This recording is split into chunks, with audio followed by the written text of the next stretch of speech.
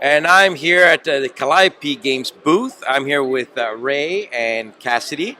And we're going to be looking at Thieves, which should be coming out late 2015 or early 2016. Go ahead, guys. So, and Thieves is an awesome game, and let me tell you, for a number of reasons. One, we all get to be thieves, right? That's good right there. And we're gonna rob a bank, right? Yes, sir. And so, if we're gonna rob a bank, we're gonna have some fun doing it, right? So, here's the cool thing about Thieves: the object of the game is to score loot, right? And the loot ranges from 0 to 3 points. Okay. Okay. And so the object of this game is to have the most loot at the end of the game, right, without getting busted by the cops. Okay. All right. So if you're going to avoid the cops, just like real life, you're going to be in good shape. The cop is not a player. It's an element in the game. Yes, that is correct. That's correct. So we'll get into the police in just a second. But the object, man with the most loot wins. Okay. Now there's cash, right, and then there's also a diamond ring and a golden horseshoe. Okay. During the game, the diamond ring is actually worth 3 points, Okay. but at the end of the game, when you score, it's only worth 1. Okay. All right, so we'll get into that a little bit. The horseshoe, however, during the game is only worth 1 point, but at the end, it's worth 3. 3 points. Right? All right. So this is a good card to start setting up your opponents to get busted with. All right, it's kind of like planting a little bit of. The evidence that he's done it and he stole the most. Okay. I wouldn't frame a friend now, would I? No way. Yeah. She's like us, Cassidy. So the other cool thing about these, I mean, if you're going to rob a bank, you got to have a getaway car.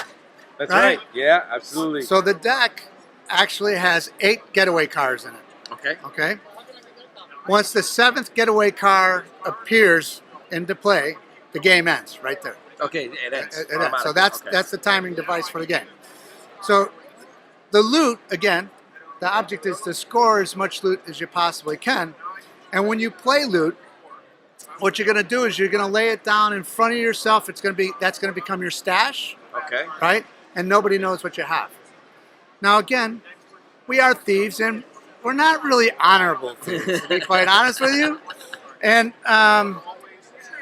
if I want to try to frame my opponent, my fellow thief, right, I can play one of my cards in his stash.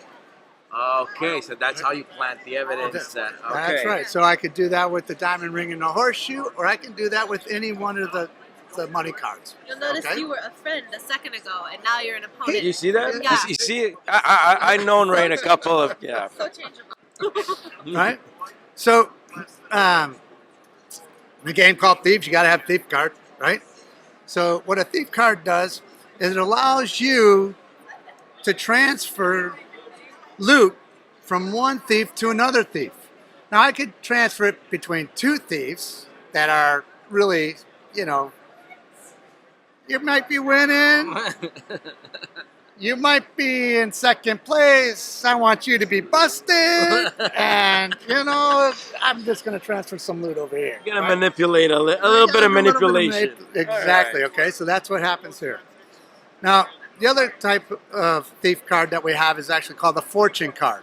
And you notice that they're dumping all their gold into the table and they're cutting up their fortunes, right? So here's our fortune card. The way it works is every player will have 3 cards in their hand at the beginning of the game. They're going to pick up to 4, right, Okay. when they play. Now, when you play a loot card, we tell you, you play it in front of your opponents, right? If you play a thief card, and we're going to talk about the other cards, the police cards, Yeah. you play them face up in the center of the table. Right. With the fortune card, you're going to play that down in the center of the table. You're going to take your hand, lay it down, and you're going to pick up 2 cards off the deck, and you have to play those 2 cards immediately. Okay. Okay, so you're pulling a fortune. Don't know if it's going to be good or bad, but it's a could be. fortune, So All right. Cool. there you go. So there's the fortune cards, right? And then we have police. There's And the cop. There's the There- copper. There's the coppers, and right? the cop vehicle, Yes. right? There's 2 of them there. All right. All right. So, and that's exactly right. So the helmets, right, tell you how many cops are actually represented by the card. All right. When you play a cop card, right, you're going to play it in the center of the table just like you do with the thieves. However, when 4 helmets show up, that's when a raid happens. Okay. Okay? All right. So when that 4th helmet appears, everybody flips over their stash and everybody counts up their points at that point. Okay. The player with the highest amount of value in their stash gets busted. And what happens when he gets busted? So he goes down to 0. Okay. Okay. He's not out of the game, not out of the game, but okay. it goes down to 0. All the cop cards, all the thief cards, and the loot from the guy that got busted goes back into the deck. It gets reshuffled. The deck is reset. Oh, very cool. Okay. And now the only card that doesn't go back in is the getaway cards. Is the getaway cards. Okay, cool. Okay. So I see how this plays out. And so you keep playing, right, until the guy until that 7th card comes up, right? Game immediately ends. Game immediately ends. Now here, there's two additional cards that are in the deck. Okay? More surprises. All right. We have a siren card, Okay. right? When somebody plays the siren, everybody who has a police card in their hand must play it at that specific point. So that calls out the raid, right?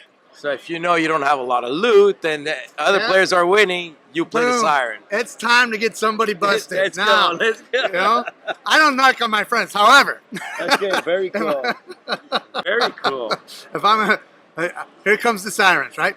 Now, any good thief is going to have a way out. He's going to be able to build a barricade, right? So there's a barricade there, right? The barricade, you can play it before the siren to clear the cops. Once the siren comes out, the barricade won't stop it. Okay. Okay? So Playing a barricade clears the cops off the table. off the table. Exactly. But once the siren's there, everybody still has to dump their hand. Okay, cool. Okay? And that's it. That's it. safe. Yeah, that sounds really easy and fun. It does sound like a lot of fun. I mean, who doesn't want to see their friends busted, right? Right now. Well, thanks a lot, guys. Yeah, it's my pleasure. And there is a lot to take in all at once, especially for novice gamers, right? And so what we did do is in every deck there'll be a cheat sheet, if you will, Okay, one cool, for yeah. every player, and it tells you what the loot is, and then it tells what each of the other icons means. Right away, so it's really simple. I mean, even for non-gamers, though, this is a game that can easily be picked up. Absolutely. I can see it right away. This looks great. I love the little back of the cards. They're safes.